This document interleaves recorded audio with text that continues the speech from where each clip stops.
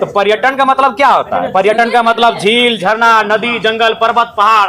तो वही मधु मंसूर जी के गीत हम गुनगुना बोल के माध्यम से गा रहे थे कि हाय रे हमर सोना झारखंड। अच्छा, गुनगुनाने के लिए मोबाइल निकालना होगा, गा ही देते हैं। नहीं, गा ही देते हैं एकदम बिल्कुल। वहां नहीं, नहीं बाबा, गा ही देते हैं, यहाँ कम से कम गा देते हैं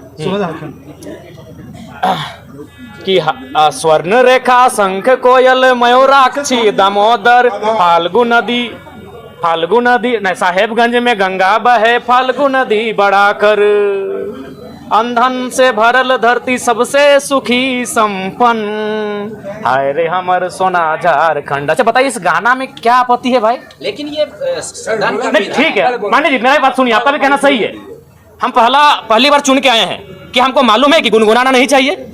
हम किससे सीखेंगे? हम तो देख रहे हैं सीपी सिंह जी शायरी पढ़ रहे हैं, सब मंत्री शायरी पढ़ रहे हैं, हिंदी वाला हिंदी में, उर्दू वाला उर्दू में शायरी पढ़ रहे हैं। तो हम जब शायरी माइंड है तो गाना भी गा सकते हैं। हम नया मेंबर हैं, सीधी बात है। तो वही हमने कहा कि अध्यक्ष महोदय, अगर बोल गुनगुनाना नहीं चाहिए तो संसदीय मंत्री खड़ा होकर जब उनका बारी आएगा बोल देते कि जयराम बाबू बोल गुनगुनाना नहीं है, हम अगला बार जब मेरा भाषण होगा हम बोल नहीं गुनगुनाएंगे। लेकिन ये कहां का तर्क है? दो का मंत्री खड़ा हो गया है, संसदीय मंत्री तो बाद में, दो मंत्री खड़ा होकर टोक रहे हैं। तो वही हमने उनको कहा कि एक तो आपको आधा घंटा समय मिलता है। अच्छा, एक बात बताइए, आदरणीय माननीय मुख्यमंत्री का शाहरुख खान बोल के 4-5 लोग बोले, तब तो आप नहीं बोले कि आप डायरेक्ट किसी सदस्य को नहीं बोल सकते हैं? भैया भाभी जब आधा घंटा, कल्पना भाभी, हेमंत सोरेन जब मंत्री लोग बोलने लगता है तब तो कोई नहीं बोलता है कि आप किसी व्यक्तिगत पे बात क्यों कर रहे हैं? हमने बस यही कहा था कि पर्यटन मंत्री हमारे पड़ोसी हैं, पराशर की ओर से वो भी आते हैं, उनके लिए गीत सुनाएंगे तो ठीक है, डायरेक्ट नहीं बोलना चाहिए। उनको आधा घंटा का समय मिलता है, आप 30 सेकंड बोलते हैं कि माननीय जयराम बाबू नए सदस्य हैं, अगला बार इस बात का ध्यान रखेंगे। फिर अगर हम दोहराते हैं आप टोकते हैं। तो हमने उनको वही कहा, और हम तो भाई इसी पहचान से अंदर आए हैं, तो अंदर भी थोड़ी बख्शेंगे। हमारे साथ हमारे समय में कोई कटौती करेगा, हमारे साथ कोई अगर ज्यादा करेगा तो हमने बख्शने वाले हैं, चाहे वो कोई मंत्री रहे चाहे वीआईपी रहे। वही हमने कहा, बैठिए चुपचाप, आप मंत्री ट्रेजरी बेंच पर बैठे, चुपचाप बैठिए, आपको मंत्री बनाया गया है काम करने के लिए, ये मीडिया में आने के लिए नहीं, उछल कूद मत कीजिए।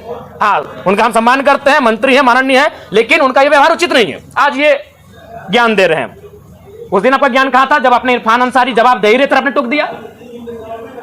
इरफान अंसारी जो शायद ध्यान आकर्षण था या अल्पसूचित था या तारांकित प्रश्न था, किसी माननीय सदस्य के प्रश्न का उत्तर दे ही रहे थे, आप खड़ा होकर उनको टोक दिए। उनको सवाल का उत्तर देने देते हैं, उसके बाद आप कहते हैं कि ऑब्जेक्टिव टू ऑब्जेक्टिव होना चाहिए, एक्सप्लेनेशन नहीं। तब आपका संसदीय, अरे भाई नया चूंकि वित्त मंत्री जी अभी इलाज के लिए गए हैं, संसदीय मंत्री, इनको प्रभार मिला है, तो हमारे बड़े भाई माननीय भी उछल कूद करने लगे हैं, अपने आप को सदन से ऊपर ये लोग समझने लगे हैं। और खैर इरफान भाई साहब का तो आदत है, उनको भाई मीडिया में बने रहने के लिए उछल कूद करना जरूरी है। जिस दिन उनका बजट पारित होगा उस दिन तो बोलेंगे ही, और बाकी दिन भी हल्ला, लोगों को टोकना, ये उनका परंपरा बन चुका है। बोलना हम यही चाहते थे, पर्यटन का बात था। हम मधु मंसूर जो पद्म श्री विजेता है, हम उनका एक 4-5 लाइन का बोल था, उसको सुनाना चाहते थे। जयराम जी, तो आपको क्यों लग रहा है, ऐसा क्यों हो रहा है? आप एक अपने दम जी, पे अकेला आसपास विधायक, बिल्कुल वही कारण है, उनको वही कारण है कि पूरा राज्य जयराम महतो को सुनता है। इस व्यक्ति को, इस लड़के को यहाँ से नियंत्रण में रखा जाए, मुद्दों की बात करता है, जिन मुद्दों को कहने से लोग डरते थे। आज 25 साल हो गए, जादूगोड़ा का मुद्दा सदन में आया था। मैं आपसे पूछता हूं, आज लोग बर्बाद हो गए, जादूगोड़ा में बर्बाद होने की कगार में, आज तक सदन तक नहीं पहुंचा, क्योंकि वो मुद्दे सदन तक आ नहीं पाते थे। और ये लड़का बिना डर का, बिना भय का उन मुद्दों को सदन तक लेके आता है। तो इन लोग हालत खराब है हमसे, और बोलते कि नहीं डायरेक्ट आप किसी सदस्य को नहीं लेकर सर। कैसे नहीं होता है जी? इसी सदन में लोग हिज ... हम नहीं पूरा बोल रहे हैं, बोल के पार हो गए, लो ... बोल के पार हो गए इसी सदन में।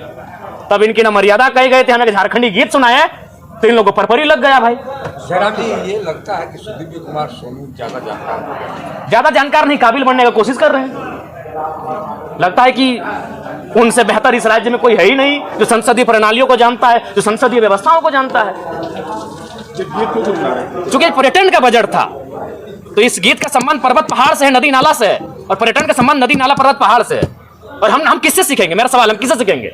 हम जब सदन में पहली बार आए तो हमने देखा सभी मंत्रियों ने शायरी पढ़ा, सभी मंत्रियों ने कविताओं को पढ़ा, तो हमने भी प्रयास किया। नहीं, हम इस गीत के माध्यम से झारखंड के पर्यटन को बढ़ावा देने पर चर्चा कर रहे थे। इस गीत के माध्यम से झारखंड के पर्यटन पर हम अपना राय दे रहे थे कि आप अगर पर्यटन पे फोकस करें, पर्यटन पे अगर डेवलपमेंट की बात करें, तो कृषि के बाद, उद्योग के बाद और सरकारी नौकरियों के बाद युवाओं को हम पर्यटन की दिशा में लगा सकते हैं, क्योंकि झारखंड में सबसे सुंदर पर्यटन का माहौल और विकल्प हम लोग तराश सकते हैं। ठीक, ओके। धन्यवाद।